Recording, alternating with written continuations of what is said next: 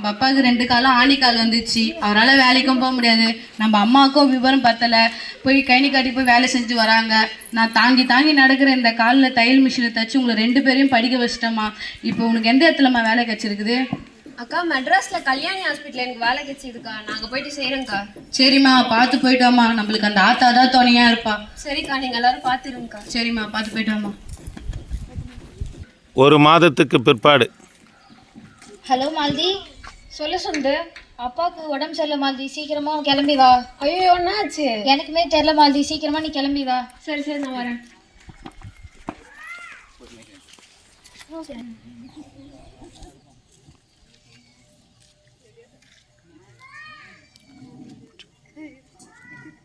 சொல்லுங்க.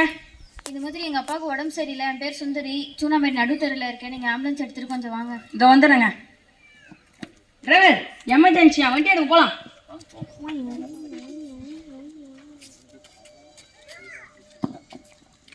ஆமாச்சு. யாருக்கு emergency? Sir, எங்கள் அப்பாவுக்கு தான் உடம்பு சரியில்லை. நைட்லேருந்து அவருக்கு என்ன ஆச்சுன்னே தெரியல. உடம்பு சரியாக தான் இருக்காரு. ஹாஸ்பிட்டல் இட்டு போகணும் சார். அதனால தான் ஆம்புலன்ஸ் ஃபோன் பண்ணோம். சரி சரி, நான் எட்டு போகிறேன். ஸ்ட்ரக்சர் தூக்கினாங்கடா. அக்கா, நீங்கள் உங்க கூட போயிடுங்க. நாங்கள் பின்னாடி ஆட்டோவில் வரோம்.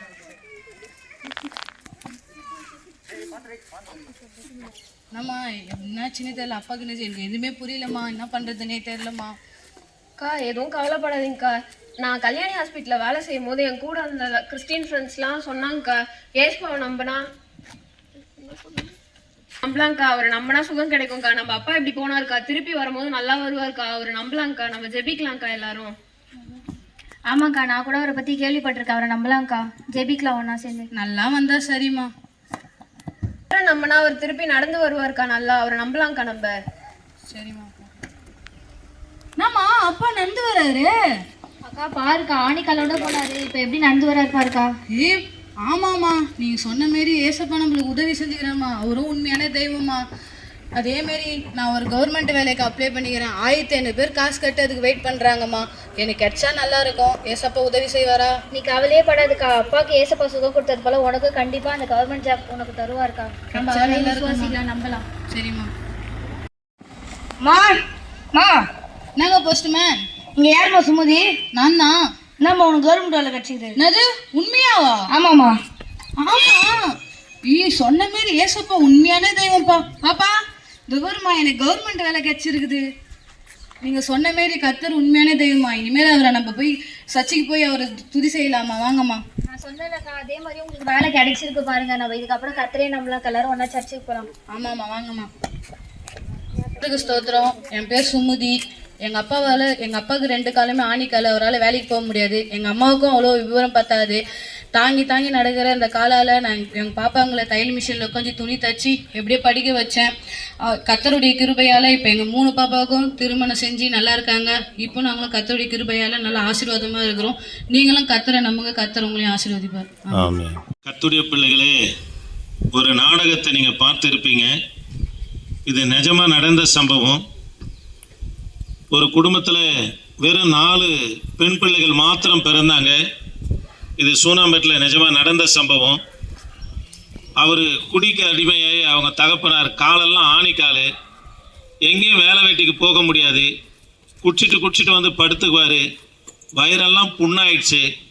அவங்க அம்மாவும் சரியான விவரம் இல்லாதவங்க. ஏன்னா கைனி காட்டுக்கு போயிட்டு களை பறிப்பாங்க, நாற்று நடுவாங்க, இவ்வளோ தான். அந்த 4 பொண்ணில் மூத்த மகளுக்கு கால் ஊனம். எல்லாம் பொம்பளை புள்ளி ஆயிடுச்சு, நம்மளும் ஸ்கூலுக்கு போனால் எப்படின்னு சொல்லி நின்றுட்டு தையல் பயிற்சிக்கு போயிட்டு தையலை கற்றுக்கொண்டு வீட்டில் ஒரு மிஷின் வாங்கி இரவும் பகலும் துணிகளை தைச்சி அந்த குடும்பத்தை, அந்த பிள்ளைகளை 2 பெண் பிள்ளைகளை படிக்க வச்சாங்க. ஒரு பிள்ளை படிப்பவரில் கூட இருந்து உதவியாக காணப்பட்டாங்க. காலங்கள் கடந்தது. ஒரு நாள் அவங்க அப்பா முடியாமல் போயிட்டார். சாப போய்க்க கிடந்தார். அவர் ஆம்புலன்ஸில் ஏற்றும் போது அங்கே இருக்கிற ஜனங்களெல்லாம் பேசிக்கினாங்க, போகிறவன் திரும்ப மாட்டாமா, நீங்கள் எதனா பந்தல் கந்தல் போட்டு ஒழுங்குபடுத்த பாருங்கள் அப்படின்னாங்க. அதில் ஒரு பொண்ணு சென்னையில் இருக்கிற மயிலாப்பூரில் கல்யாண ஹாஸ்பிட்டலில் போயிட்டு வேலை செஞ்ச பொண்ணுக்கு அங்கே இருக்கிற கிறிஸ்துவ நண்பர்களால், அதாவது சிநேகிதியினால் இயேசுவை குறித்து சொன்ன உடனே அவங்க கேள்விப்பட்டு அவங்க சொல்லியிருக்கிறாங்க, கர்த்தரை நம்புவோம், ஆண்டவர் நம்முடைய வாழ்க்கையில் அற்புதம் செய்வார். அக்கா, நம்ம 4 பேரும் கர்த்தரை நம்பலாம். போயிருக்கிற நம்ம தகப்பனாரை ஆண்டவர் நடக்க வச்சு உயிரோடு கொண்டு வருவாருன்னாங்க. அதே போல் அவங்க அறிக்கை செய்து கர்த்தராகிய இயேசு கிறிஸ்துவ விசுவாசித்தாங்க. போனவர் நடந்து சுகத்தோடு வரும்படியாக தேவனாகிய கர்த்தர் செய்தார். அது மாத்திரம் இல்லை, அப்படியே அந்த குடும்பத்தில் விட்டல்ல, அந்த குடும்பத்துக்கு கர்த்தர் அந்த சத்துணவு சாப்பாடு திட்டத்துக்காக வேலைக்காக 1500 பேர் பணம் கட்டி காத்திருந்தாங்க. ஒரு பைசாவும் கட்ட வழி இல்லாத இவங்களுக்கு வேலை தேடி ஒரு பைசா இல்லாமல் இவங்களுக்கு வரும்படியாக கர்த்தர் செய்தது. அரசாங்க வேலை. 3 பெண்களுக்கும் கூட பிறந்த தங்கச்சிகளுக்கு திருமணம் செய்தார். அவங்களும் திருமணம் செய்தாங்க. இப்போ ஆண்டுடைய பெரிதான கிருபைனால அந்த குடும்பம் சுகமாக இருக்கும்படி என் தேவனாகி கர்த்தர் செய்தார். ஆக இந்த வார்த்தை கேட்கிற எனக்கு அன்பான தேவனுடைய பிள்ளைகளே, வேத வசனம் சொல்லுகிறது, அவர் உங்களை விசாரிக்கிறவர் ஆனபடியா உங்கள் கவலைகள் எல்லாம் அவர் மேல் வைத்திடு என்று சொல்லப்படுகிறது.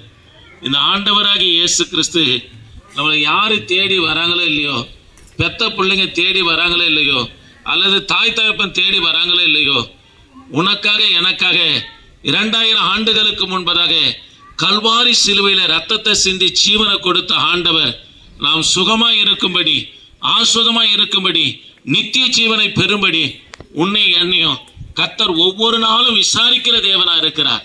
அந்த விசாரிக்கிற தேவனை உங்க இருதயத்தில், எசப்பா இந்த குடும்பத்துக்கு அற்புதம் செய்த என் தேவனாகிய கர்த்தர் என் வாழ்க்கையில நீங்க அற்புதம் செய்யுங்கப்பா என்று சொல்லி உங்க இருதயத்தை விசுவாசித்து அவரை நோக்கி பார்ப்பீர்களா, உங்களை விசாரிப்பாரு.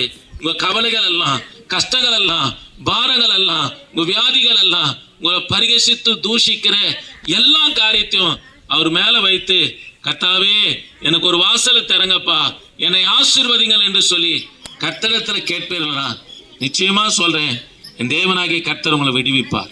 என் தேவனாகிய கர்த்தர் சுகம் தருவார். ஒரு நாளில பைத்தியக்காரனா இருந்தேன். என்னை பெற்ற தாயே சொன்னாங்க, இனி இவன் சுகப்பட மாட்டான், இவன் இருக்கிறத பார்த்தா ஓரமா இருக்குது, ஏதாச்சும் கர்ண கொலை போல ஒரு மருந்து கொடுத்துடலாம். நாங்கள் சுகத்தை கொடுத்தார், ஊழியத்தை கொடுத்தார். ஒரு 200 ஆத்மாவுக்கு ஊழியக்காரனாக கர்த்தர் ஏற்படுத்தி வைத்திருக்கிறார். ஆக இந்த வார்த்தை கேட்கிற என் தேவனாகிய கர்த்தர் உங்கள் வாழ்க்கையில அற்புதம் செய்யணும்னு சொன்னா ஆண்டவரை நம்புங்க. இவர் பாரபட்சம் இல்லாத தேவன். யாரெல்லாம் அவரை நோக்கி கூப்பிடுகிறார்களோ அவர்களுக்கு மனமிறங்கி கர்த்தர் விடுதலை தருகிற தேவன். உங்களுக்காக நாங்கள் ஜெபிக்கிறோம். கர்த்தரை விசுவாசிங்க, ஆண்டவரை நம்புங்க. தேவன் நல்லவர். ஆண்டவரே, இந்த கிராமத்தை உடைய ரத்தத்தில் ஒப்பு கொடுத்து ஜெபிக்கிறோம். இந்நாளிலே ஆண்டவரே, இந்த கிராமத்துக்கு சுவிசேஷத்தை அறிவிக்கபடியாய் கொண்டு வந்தீங்க. கேட்டு இருக்கிறாங்க, ரட்சிங்க, இவங்களுடைய வாழ்க்கையில் அற்புதம் செய்யுங்க. இந்த இரவு ஒரு அற்புதம் நடக்க உதவி செய்யுங்க. வழி நடத்துங்க ஐயா. தொடர்ந்து உமது கரம் இருக்கட்டும். இயேசு நாமத்தில் ஜெபிக்க நல்ல பிதாவே, ஆமென். பிரைஸ் எல்லாம்.